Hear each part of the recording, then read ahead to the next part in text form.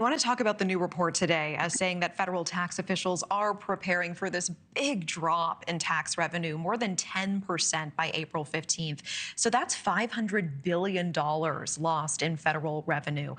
Those officials telling the Washington Post that the decrease is tied to changing taxpayer behavior and also the Trump administration's cuts to the IRS. How damaging could a 10% loss in tax revenue be for the government? Are you concerned?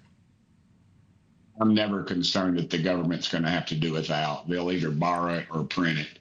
Again, Washington is broken. It is an attempt to fix it. Washington does not need any more of our money.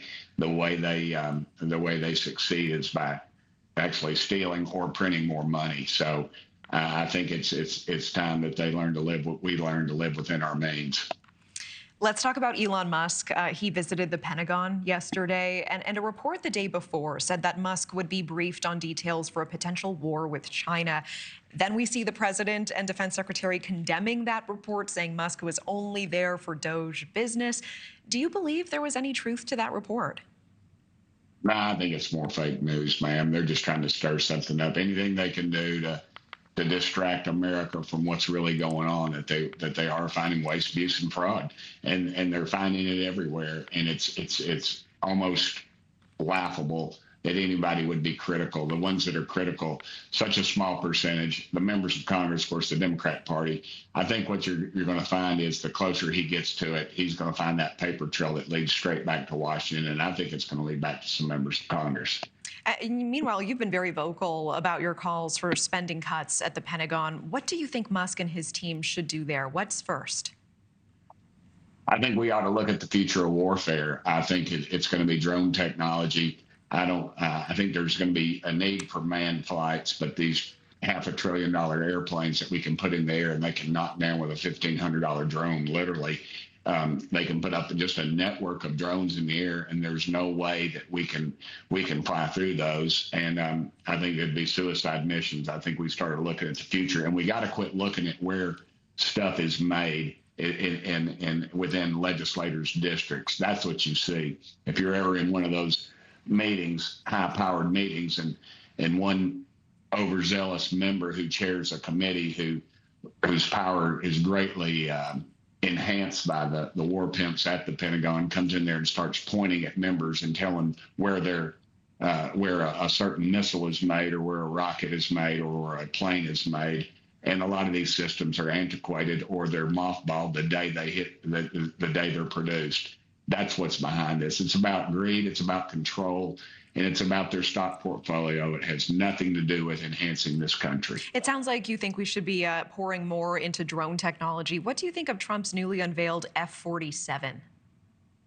Well, I don't know enough about it. I'm not a military expert. And my mama flew an airplane in the Second World War. That was a biplane. So that's about my limit to it. I'm always very cautious about those things. I would hope that they've researched it.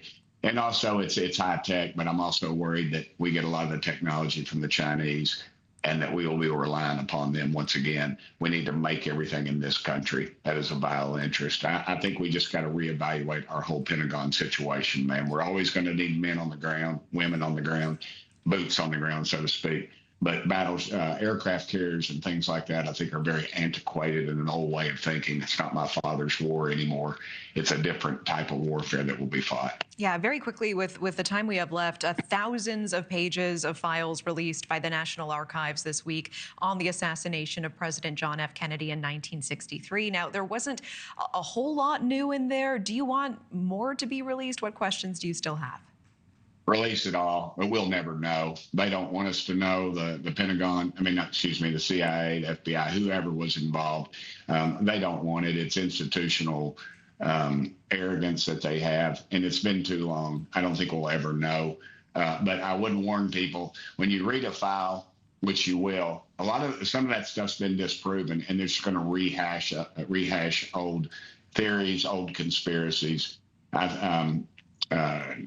Roger Stone has pretty much written a book on it. I think his thought is pretty accurate where it came down to. I think you had a collaboration between several agencies, and they wanted Kennedy out, and they had a stool pigeon. They used a gun that was listed as the only gun that never won a war. I have one of those. It's called a Mannlicher. It's an Italian carbine. You could have gone to a Western Auto and bought an M1 with a scope on it. Would have been a much better rifle for probably around 40 or 50 bucks back then. And they chose this. The whole thing has so many holes in it. It's ridiculous. But I don't know that we'll ever find out who actually did it. Thanks for watching. Go to joinnn.com to find News Nation on your screen. And don't forget to click the red subscribe button below to get more of News Nation's fact-driven, unbiased coverage.